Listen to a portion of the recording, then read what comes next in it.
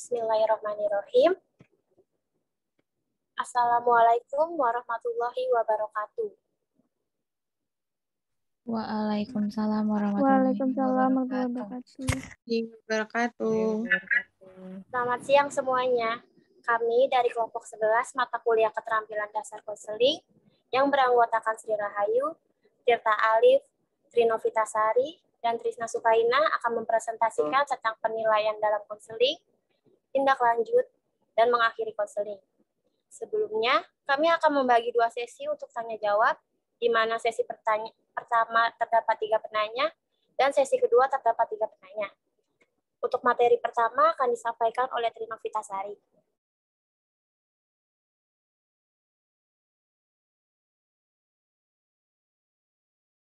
Trinovitasari bisa untuk materi yang pertama dibacakan. Baik, terima kasih Trisna.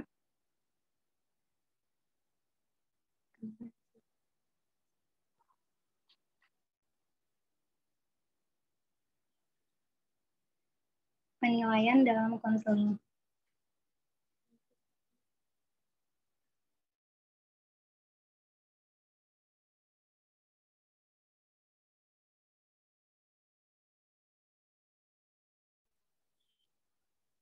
Penilaian dalam konseling. Kegiatan pelayanan bimbingan dan konseling di sekolah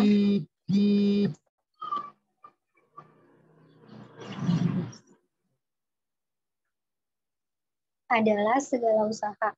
Penilaian kegiatan pelayanan bimbingan dan konseling di sekolah adalah segala usaha, tindakan atau proses untuk menentukan derajat, kualitas, kemajuan kegiatan yang berkaitan dengan pelaksanaan program bimbingan dan konseling di sekolah, dengan mengacu kepada kriteria atau patokan-patokan yang sesuai dengan program yang dilaksanakan. Penilaian proses dimaksudkan untuk mengetahui sejauh mana keefektifan pelayanan bimbingan dan konseling ditinjau dari prosesnya. Kemudian penilaian hasil dimaksudkan untuk memperoleh informasi keefektifan layanan bimbingan dan konseling yang ditinjau dari hasilnya. Kemudian penilaian hasil kegiatan pelayanan bimbingan dan konseling dilakukan melalui penilaian segera atau LAISEK. Penilaian ini merupakan penilaian pada akhir setiap jenis layanan dan kegiatan pendukung bimbingan dan konseling untuk mengetahui perolehan peserta didik yang dilayani. Menurut Prayitno tahun 2012, penilaian segera dilaksanakan pada setiap akhir sesi layanan. Lalu yang kedua, penilaian jangka pendek atau LAIJAPEN. Penilaian ini merupakan penilaian dalam jangka waktu tertentu setelah satu jenis layanan atau kegiatan pendukung diselenggarakan untuk mengetahui dampak layanan terhadap klien. Penilaian jangka pendek dilakukan setelah 1 minggu sampai 1 bulan. Lalu yang terakhir, penilaian jangka panjang atau LAIJAPANG. Penilaian ini merupakan penilaian dalam jangka waktu tertentu 1 sampai 6 bulan. Setelah 1 atau beberapa layanan dan kegiatan pendukung diselenggarakan untuk mengetahui lebih jauh dampaknya terhadap klien. Materi selanjutnya akan disampaikan oleh Trisna.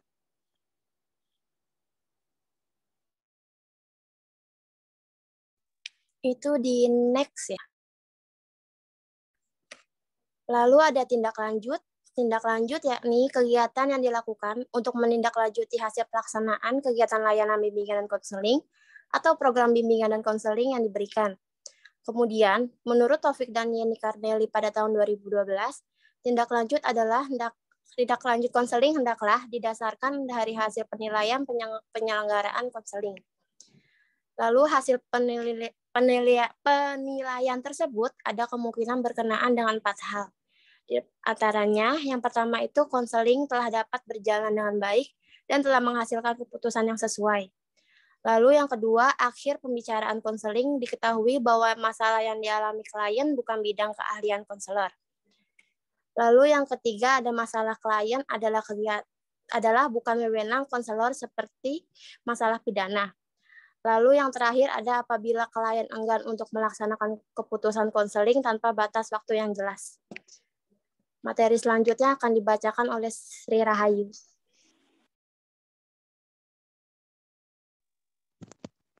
Selanjutnya ada kegiatan tindak lanjut. Kegiatan tindak lanjut ini dilakukan oleh guru bimbingan dan konseling atau konselor dapat membuat desain ulang atau merevisi seluruh program atau beberapa bagian dari program yang dianggap belum begitu efektif.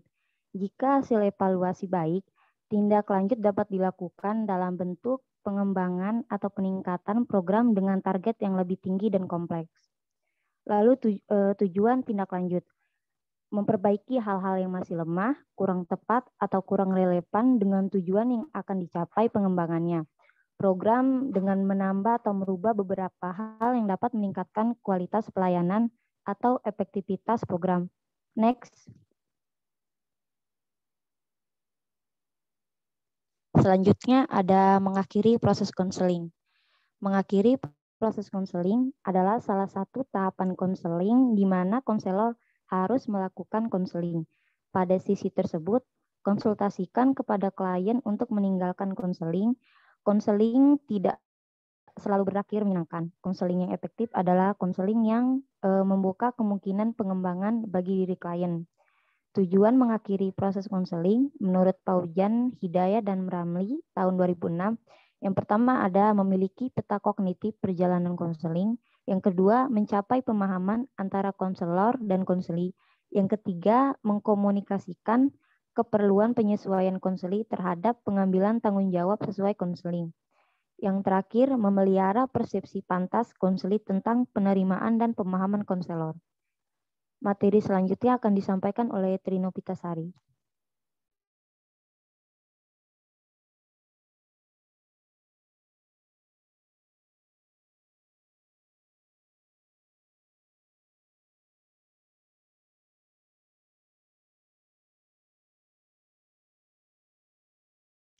Trino Pitasari dipersilahkan. Baik, terima kasih. Kemudian selanjutnya ada materi bentuk pengakhiran atau termination. Ada dua, yakni pengakhiran langsung dan tidak langsung. Pengakhiran langsung atau murni menunjuk pada verbalisasi konselor, surat atau gambling dengan menyebutkan akan diakhiri pertemuan konseling dalam bentuk kalimat cukup tegas. Yang kedua, pengakhiran tidak langsung, non-verbal dan verbal. Non-verbal seperti memandang jam dinding atau arloji, menata meja, dan mengemas buku. Kemudian verbal ada dua teknik. Yang pertama, verbal teknik interpretasi, seperti telah banyak yang Anda ungkapkan sehingga membuat Anda kelelahan. Apakah Anda bermaksud mengakhiri dua pertemuan ini? Lalu yang terakhir, verbal teknik perangkuman akhir, seperti dengan selesainya semua yang ingin Anda ungkapkan dalam konseling hari ini, baik Anda ingat-ingat dan lakukan apa garis besar yang kita bicarakannya.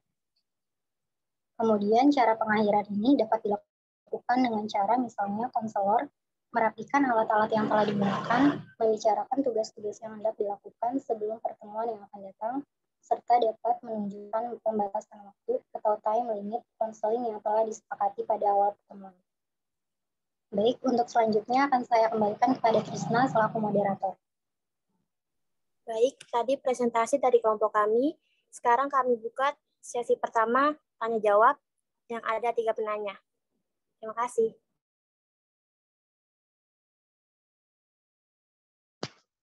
Izin bertanya dong, Sri Rahayu.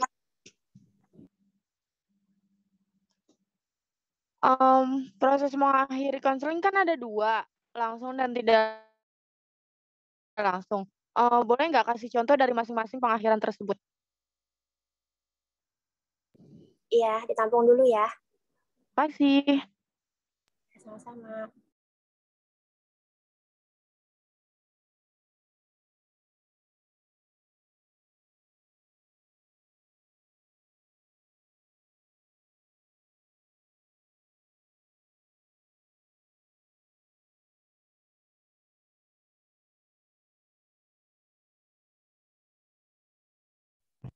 Saya ingin bertanya, Trisna.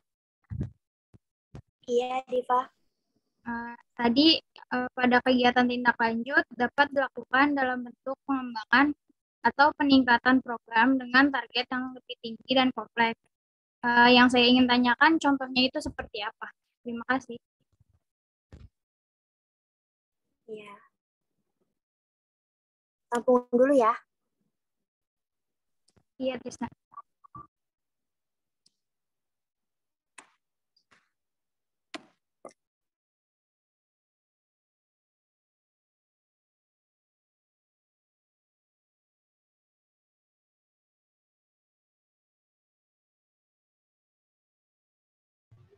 izin bertanya, Trisna. Iya, Umi.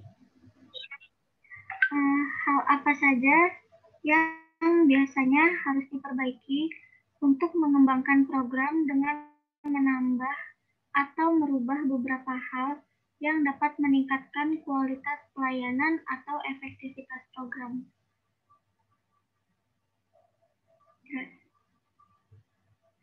Terima kasih. Iya, sama-sama. Ini sudah ada 3 penanya, jadi kelompok kami diskusi dulu untuk menjawabnya ya. Terima kasih.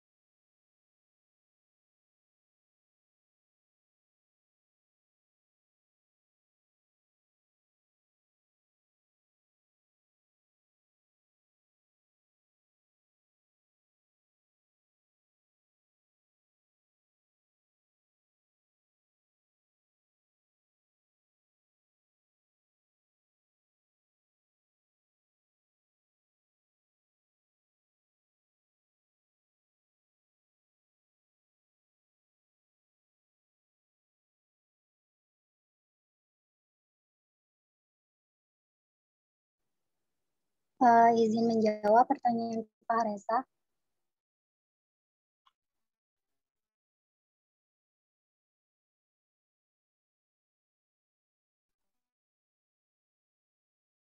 Mengakhiri konseling ada 2, langsung dan tidak langsung. Bagaimana contoh dari masing-masing pengakhiran tersebut?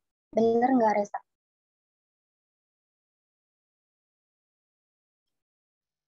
Iya benar. Jawabannya, contoh dari pengakhiran langsung adalah ketika konselor berkata, baiklah, sekarang waktu telah menunjukkan pukul 9.30 WIB. Sesuai dengan kesepakatan kita di awal pertemuan bahwa pertemuan kita ini hanya sampai pukul 9.30. Maka marilah kita akhiri pertemuan ini dan dapat kita lanjutkan di minggu depan. Kemudian untuk contoh pengakhiran tidak langsung, contohnya itu seperti respon nonverbal, yaitu memandang jam dinding atau arloji, menata meja, mengamati buku. Bagaimana Pak Reza?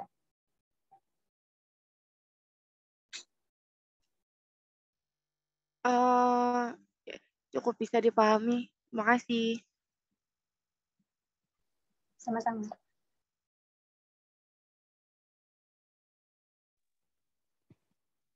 Izin menjawab pertanyaan Umi ya.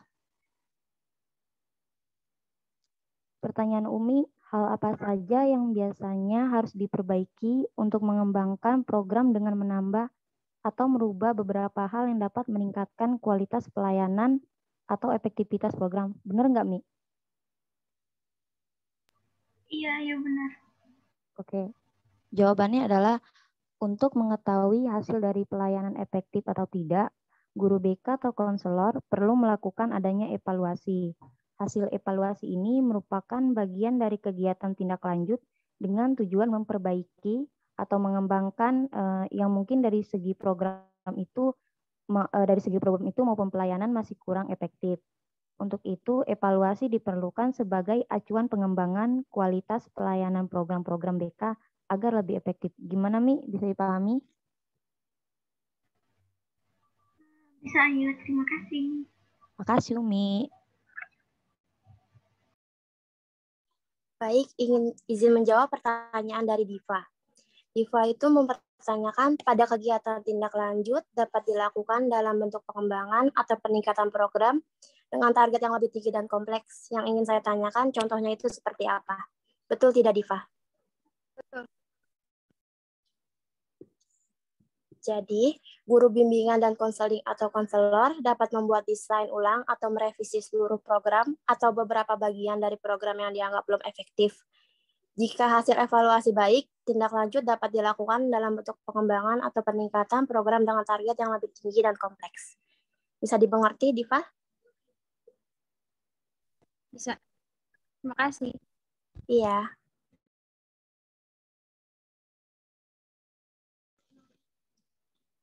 Sesi pertama sudah terjawab semua, sekarang 3 penanya untuk sesi kedua.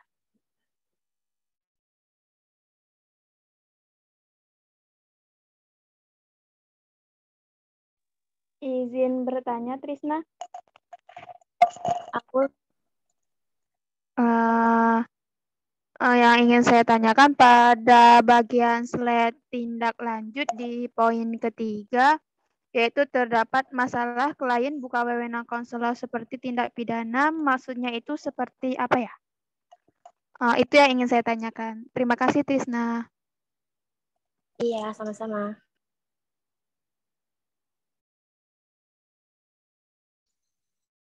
Izin menanya, Trisna.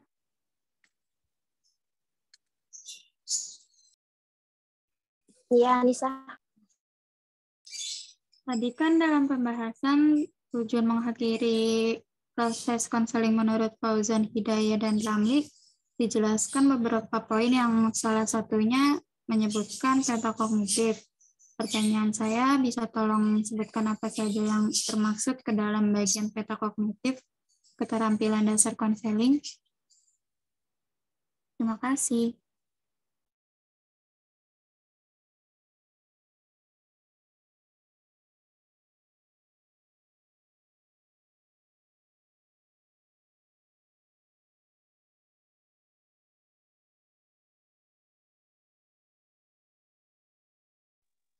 Oke, kita kelompok tampung dulu ya. Minta waktunya buat diskusi sebentar.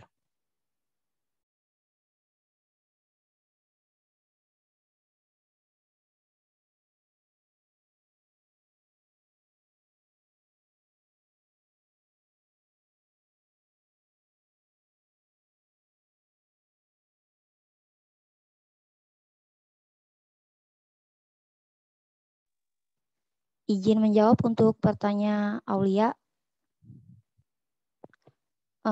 Di slide itu kan kayak wewenang apa guru BK atau konselor harus melepaskan, kayak misalkan contoh kasusnya itu semisal ada kasus yang nggak bisa ditangani oleh guru BK yang berhubungan dengan hukum seperti kasus pencurian atau kasus narkoba, guru BK harus mengalihtangankan kepada pihak kepolisian. Karena itu dasarnya bukan wewenang dari kita. Artinya kita nggak bisa berhubungan dengan tindakan hukum gitu.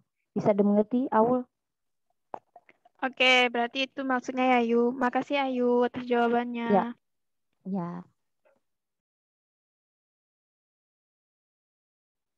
Izin menjawab pertanyaan Anissa. Ada 13 bagian dalam peta kognitif keterampilan dasar konseling. Yang pertama, opening atau pembukaan, dan acceptance atau penerimaan.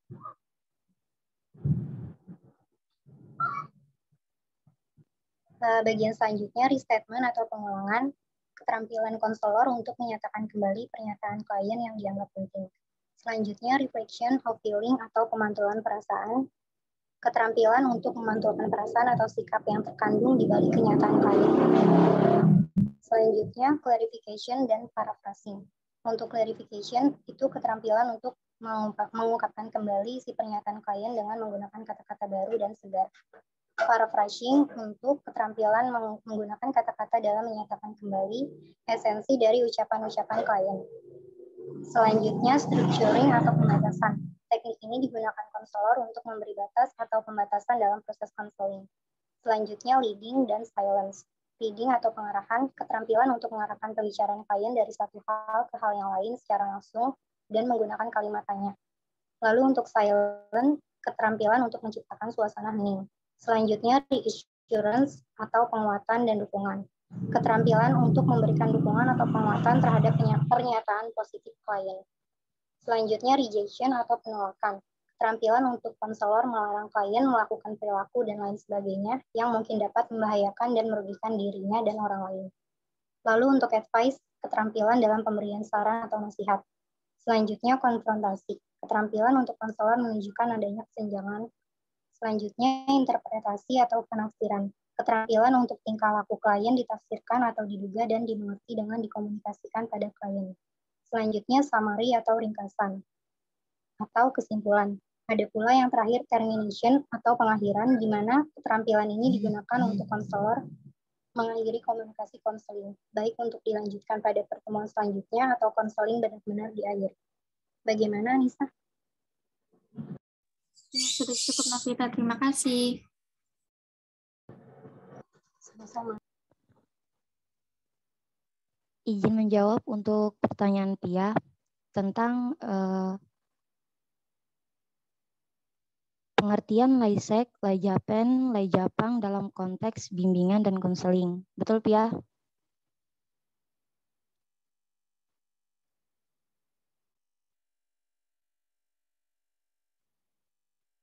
Baik, itu jawabannya adalah penilaian segera atau Laisek adalah penilaian ini merupakan penilaian pada akhir setiap jenis layanan dan kegiatan pendukung, bimbingan, dan konseling untuk mengetahui perolehan peserta didik yang dilayani.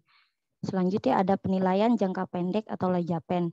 Penilaian ini merupakan penilaian dalam jangka waktu tertentu setelah satu jenis layanan tertentu.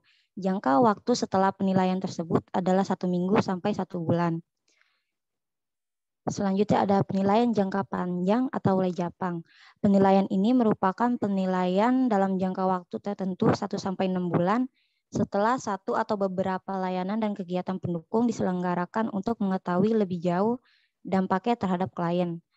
Lebih jelasnya bisa disimak melalui PPT ataupun makalah. Di situ udah dijelasin detail lagi. Terima kasih. Gimana Pia?